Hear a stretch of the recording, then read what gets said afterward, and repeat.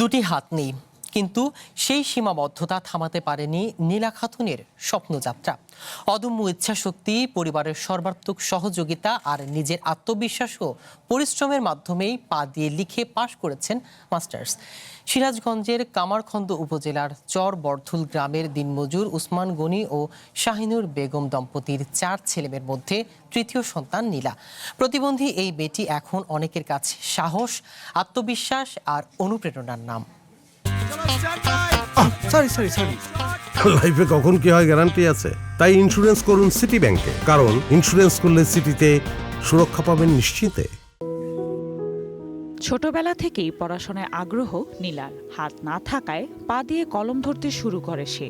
শিক্ষা জীবনের শুরুতে মায়ের সাহায্যে স্কুলে যাতায়াত করলেও দাখিল পড়ার সময় পাশে দাঁড়ায় সহপাঠীরা। এরপর পা দিয়ে লিখেই পাশ করেন মাস্টার্স। শিক্ষা জীবনের প্রতিটি ধাপেই সফলতার স্বাক্ষর রেখেছেন নীলা। 2017 সালে দাখিল পরীক্ষায় জিপিএ 3.70, 2019 সালে আলিম পরীক্ষায় জিপিএ 3.86 অর্জন করেন।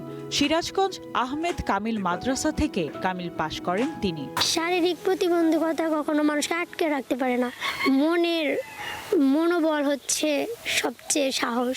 আমি পা দিয়ে এতদূর পর্যন্ত আসছি, পা দিয়ে লিখছি, ভালো রেজাল্ট করছি, আমার অনেক ভালো একটা অনুভূতি হচ্ছিল।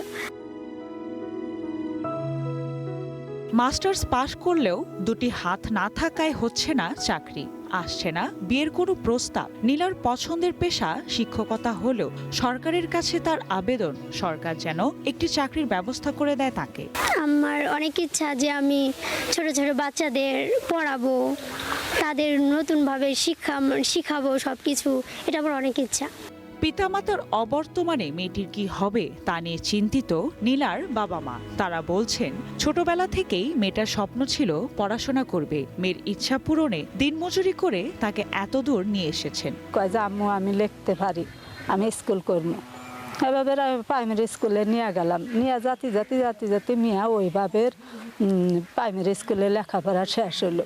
মাস্টার্স কমপ্লিট করাছি খুবই কষ্ট করে। আমরা তো এখন বুড়া বৃদ্ধ হয়ে গেছি, মরে যাবো, মেয়েদের কি করে খেবো, এই জন্য তার একটা চাকরির জন্য খুব আশা। সরকার যেন নীলাকে একটি কর্মসংস্থানের ব্যবস্থা করে দেয় এমন দাবি এলাকাবাসী। ওর পরিবার খুবই দরিদ্র, মানে তাকে ভরণ পোষণ করার মতো সামর্থ্য নাই। নীলার বাবা মা চিরদিন বেঁচে থাকবো না, আমরা পাড়া প্রতিবাসী চিরদিন বেঁচে থাকবো না, নীলার এবং জানি কোনো কষ্ট না হয়। এরই মধ্যে যোগ্যতা অনুযায়ী নীলাকে একটা চাকরির ব্যবস্থা করার আশ্বাস দিয়েছেন মহিলা বিষয়ক এই কর্মকর্তা।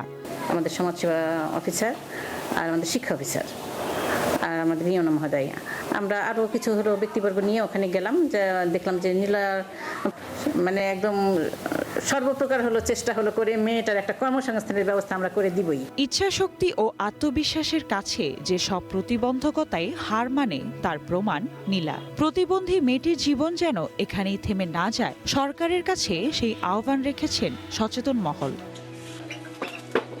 One national desk.